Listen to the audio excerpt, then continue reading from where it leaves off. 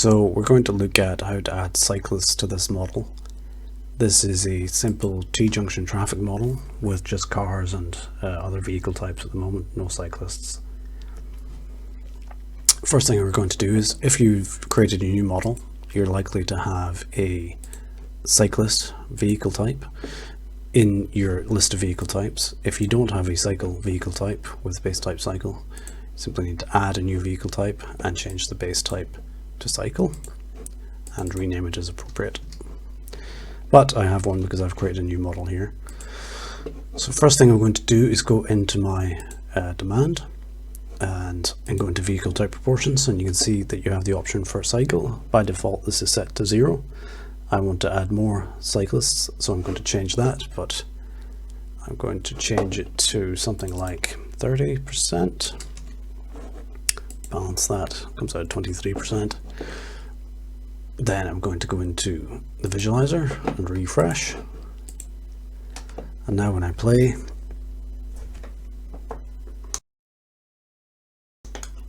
you can see I now have cyclists in my model cycling along.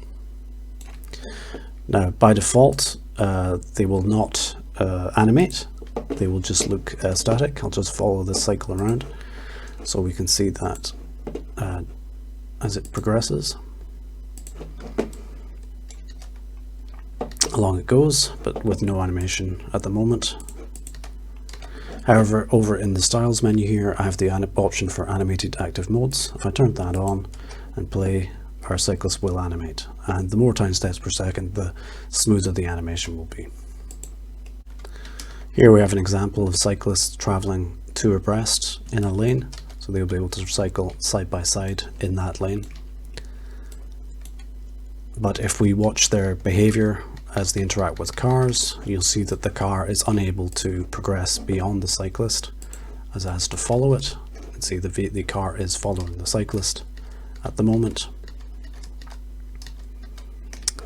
Now if I want to allow cyclists or cyclists to undertake cars and cars to overtake cyclists, what I need to do is change the option to allow that.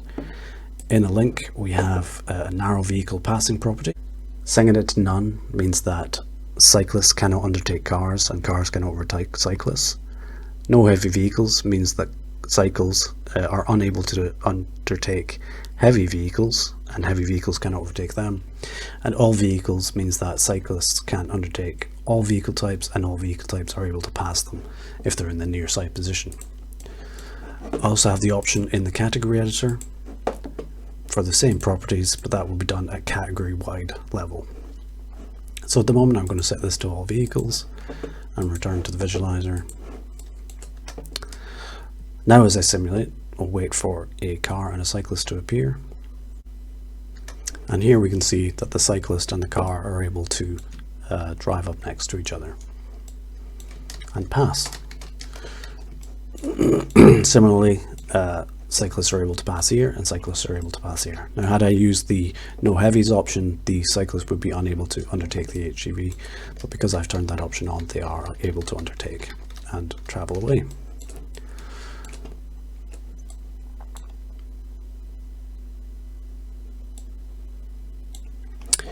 Next thing I'm going to show you is the cycle box feature. So if I go to the links here, and here, I'm going to turn on a cycle box of 4 meters for this particular model. Now when I go back to the visualizer and refresh, you'll see I get cycle boxes. Those can be turned, the display of those can be turned on and off using the stop lines here, and cycle boxes individually can be turned off, or you can turn off the whole feature. That's just the display of them. The behavior works either way. Now if I continue, the cycle box feature only functions at signals. It wouldn't work on a priority junction. But once we see a cycle approach, for example here, we should see this cycle is able to move forward into the cycle box area, but the cars and other vehicles, non-narrow vehicles, must remain behind them. And then as the signals change, they'll be able to move forward and the cars will be able to progress. There we go. Now cycles are only currently able to go side by side. There can only be two in a lane side by side. At the moment there's no way to increase that. You can see here that this cycle, for whatever reason, has decided to use the inside part of the lane, which means that it cannot undertake the car and the cars cannot undertake it. But in the majority of cases they will stick to the near side part of the lane where they can do the passing if it's enabled. Now we'll look at the early starts feature. So if I go to my signals editor here, you can see I've got stage 1 and stage 2 to allow for the two movements, and then a pedestrian stage after that, or a non-traffic phase stage after that. If I wanted in stage A for the cycles to be let away early, I go into this early start section under phase A. I'll give them 5-second head start and change the vehicle type to cycle. This can operate for any vehicle type, doesn't have to be cycles. Now if I return to the visualizer, you can see here that we get these light green arrows indicating that the early start for cycles has been enabled, and eventually it'll go green for all vehicles. And in terms of behavior, we just need to wait for a cyclist to appear. Here the cycle approaches the cycle box, stops in the cycle box. Once this turns green for the early start, the cycle will be able to go on its way, while the rest of the traffic is held, waiting for their green arrow. Now if this was a larger model that contained some highway areas, you might need to restrict the cycles to prevent them from using those areas. At the moment you could do that with restrictions, but you'd have to do it on every link that was appropriate.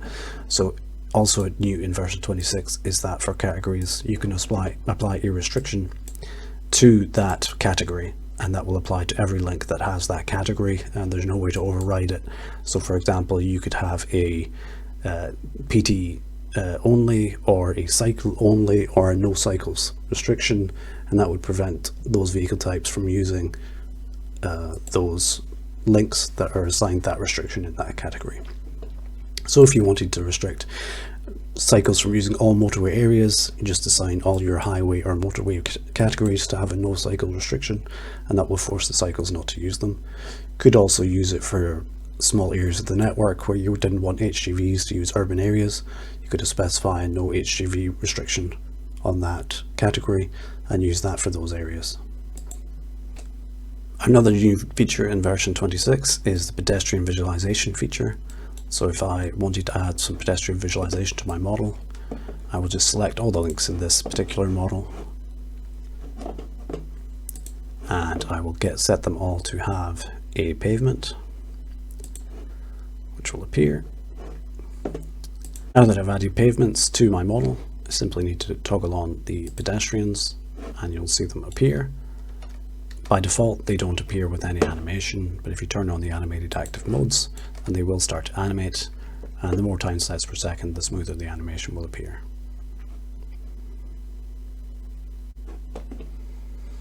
Here we have a second potential way to do pedestrians within Paramics Discovery. Here I've created an additional small area of network with its own category called pavement, which is just narrow links that I've used to create a sort of pedestrian network around the traffic network. And inside my vehicle types, I've added a new vehicle type and I've called it pedestrian, and I've chosen the base type of pedestrian. I'm just going to use that one for now. In my demands, I've set up a second matrix with the vehicle type proportion set for pedestrian, and I've given it some demand between the zones picked for the pedestrians. Now go to the visualizer and set that running.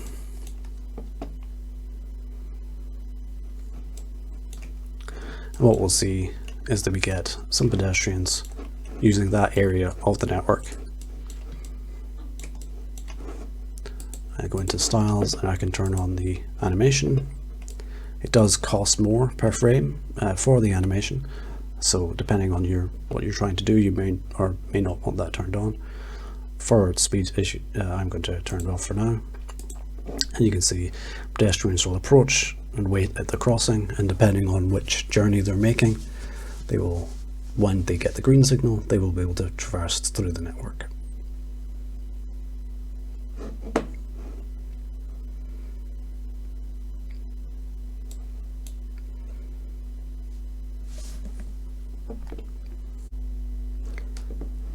New in version 26, we've made some changes to the way runs are completed. In this example, you can see the simulation control and the post-run command. So there used to be certain things that were in this toolbar, but it was getting very long. Those have moved now down here with simulation control and post-run command. We'll concentrate on post-run command first. What this does is give you the ability to specify a command which should be run at the end of the simulations when they've all been completed. I'm just going to generate an example Python script for now, and I can go in and see when it opens up the script here, which I can open in Notepad, make any changes that I need to that example, and then when I run that simulation, it will run the 3 simulations. It will merge the outputs into the single database at the end, and once that's complete, it will run the Python script that I asked it to run as a post-run command. This post-run command can be anything, any executable, it's basically a shell command, so anything that you could run in a batch script or a command prompt would work. It just so happens that I'm using a Python script in this example, and we do pass variables to that Python script telling it what the runs were, how many there were, and where the outputs were located. Now we'll take a look at the simulation control. At the moment I'm on random seeds. If you wanted to use a fixed seed for all runs, there's an option to do that as well. Just remove those existing ones.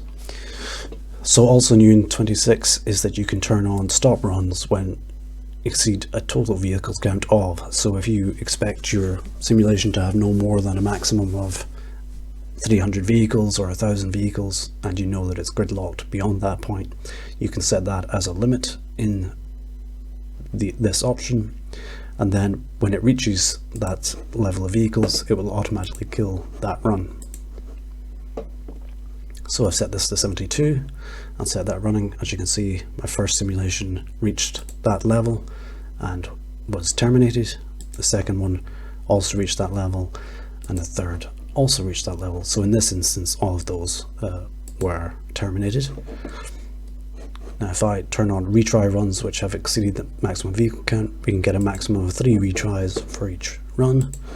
I'll set that going, and you'll see here, if it's tried to do it again, you will see the number appearing there. In this first instance, it tried 3 times and didn't manage to complete the runs, and with the second and third run it was able to complete them. Now hopefully in most cases 3 retries will be enough and you will get them all. At the end it will merge them even if there were only 2, and the Python script will also be informed of how many actually were completed. And if you're finding that too many are getting killed, you can increase the number. The final feature here to look at is the repeat seeds from last set of runs feature. So I'll just fire off a set of runs.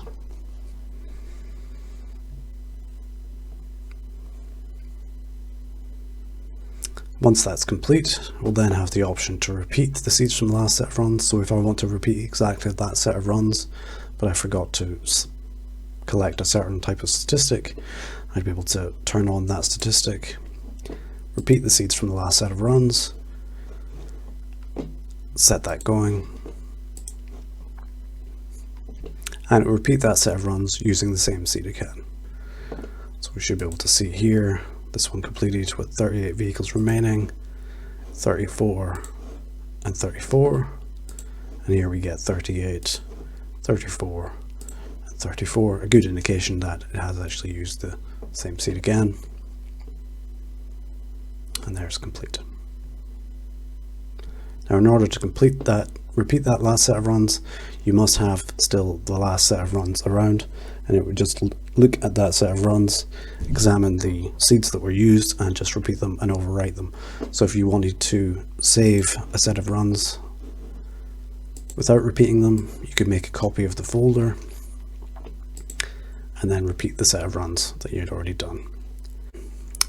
The final change to mention is that the run folder structure has changed slightly, so we still have the log folder inside the model folder. Inside there you will now find that the prefix for the run configuration appears as a folder on its own, and inside there you get numbered runs and your final database within that folder. This is a slight change to how things worked in version 25, but was required as a result of the changes to the simulation that were made in version 26. New in version 26 is the ability to calibrate the gap acceptance a little bit more. An example here now, a vehicle is waiting either for a gap ahead or behind this vehicle. It already knows there's not a gap ahead, which is why the collision points appeared. As it progresses through, at this stage here, it's already decided that if it starts moving, this vehicle will have cleared the junction by the time it enters the junction. However, in some situations that may look too close for comfort. You'll see the vehicle's already moved out, even though the vehicle hasn't crossed yet. Now in version 26, there's a new option that you can increase that called clearance. So if I click on this link here and look at my gap acceptance parameters, there's look, lane merge, lane cross, path cross, with a new option for clearance. I can set that higher, say 3 seconds. Now if I go back to my model, so now this vehicle is waiting for a gap ahead or behind of this vehicle. It's already decided there is no gap ahead when it's going to collide. As we continue through, much further along, and now it's happy that there's no collision going to occur, and it starts to move out into the junction. So that's a new parameter you can use to improve the clearance or increase the clearance required before pulling out into the junction for that sort of situation.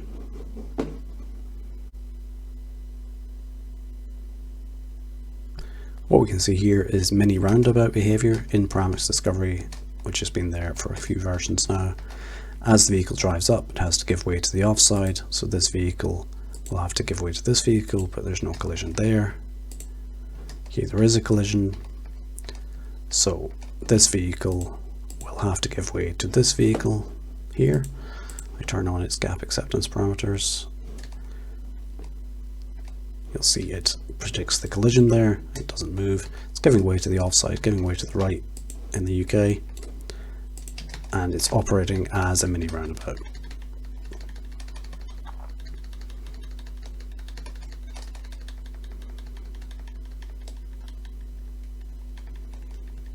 Now that feature's been into Paramics Discovery for a while. What we're going to show you is a piece of behavior which is much more common in Europe, called give way to the near side, give way to the right in Europe, but give way to the left in the UK. So effectively working in the opposite direction of a mini roundabout. So now instead of giving way to the right, giving way to the left. So in this situation here, previously this vehicle would have had to give way to this vehicle, but now it's the opposite way around. This vehicle has to give way to this vehicle. Doesn't look like those two are going to overlap. Or those two. This one here now will have to give way to that vehicle because it's giving way to the left. So vehicles coming from the left have priority over the vehicles coming from the right. It's the opposite of a mini roundabout.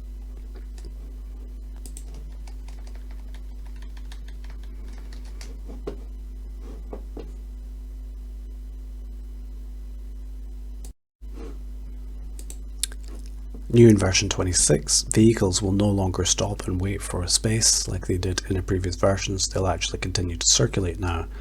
So in this example here, what we'll see is in the first 10 minutes or so, we'll have 124 vehicles arrive. So that should be enough just to fill every space and no more. And then there'll be an additional few vehicles who will not be able to find a space. Previously they would have stopped and just waited for a space to become available.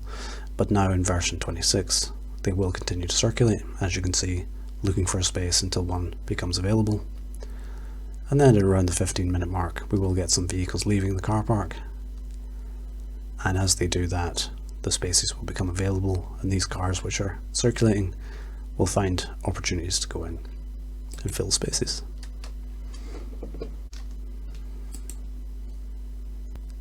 Here we have a similar situation. This time we will expect exactly 124 vehicles to arrive to fill every space that's available in the first 10 minutes or so.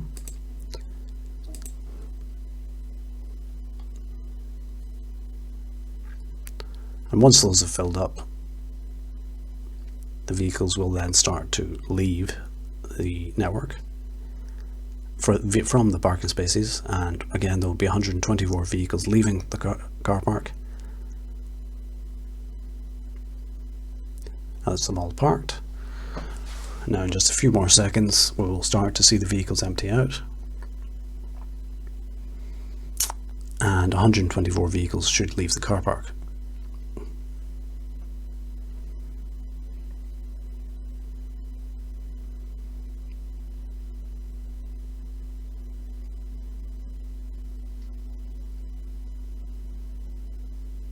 Here we can see all those 124 vehicles have exited the network, but we have been left with some vehicles still parked. The reason for that is that by default vehicles will randomly choose their release space. They don't necessarily have to use a space that a car was already in. So this is now an optional feature in Discovery 26. If I select this zone, you can see release parked vehicles first. If I toggle that on, return to the simulation, let it run again, fill up all the spaces. Now what will happen is on the way back out of the network, the vehicles will be forced to use, if there is any vehicles parked, the vehicles will be forced to use those parked vehicles for the release rather than releasing from a random space. There we go, all the spaces are used. In a few more seconds we'll all start to empty out, but instead of randomly selecting a space, they will be forced to pick a space that already contains a vehicle. If all the vehicle spaces are empty, then they will randomly choose an empty space to appear from, but this gives you better control over how many vehicles appear left in the network, based on your demands. Now it's worth saying that, there we go, all empty now. It's worth saying that you'd only get, they can only use the same vehicle type when they're being released. So if you have a mixture of vans and cars, and you have a different number of vans arriving and cars arriving that leave, then you may still be left with some vehicles, because the cars will only pick from the cars and the vans will only pick from the vans.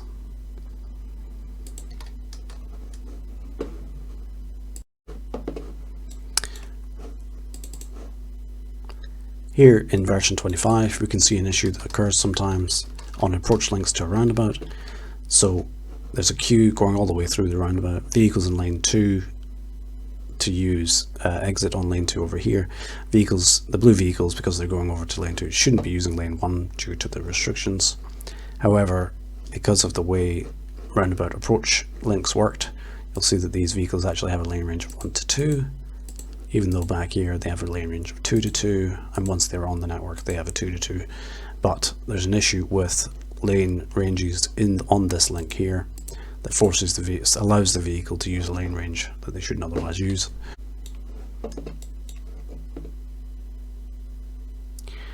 Here now in version 26 we have the same situation. Vehicles are continuing to try and use lane 2 but should not be using lane 1.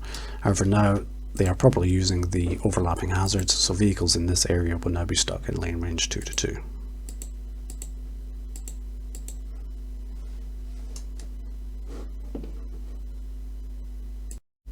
Now in version 26 there are a few additional features that I'll just very briefly mention. One is that we now have these picking buttons. They allow you to pick links or zones within the network. Click on the button, click on the object that you're trying to pick, and it'll appear in the list, and those have appeared on most of the dialogues where picking is required.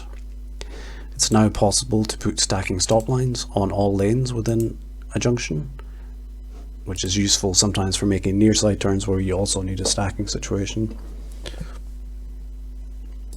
It's now possible to switch the junction editor between different junctions from inside the signal editor. using this option up here. We've now provided a prefix when doing an export all. Export to statistics, you can now provide a file prefix if you want to give a prefix to your export before you do it.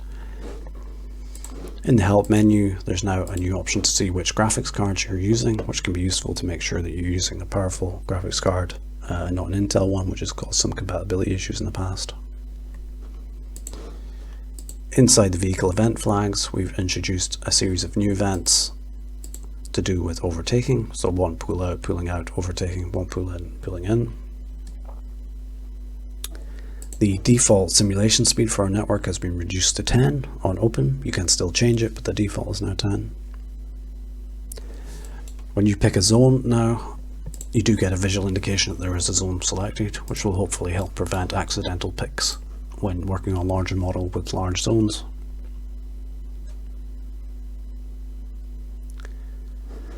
In the settings for aggression awareness, we've taken out the automatic balancing, which made it difficult to choose particular values.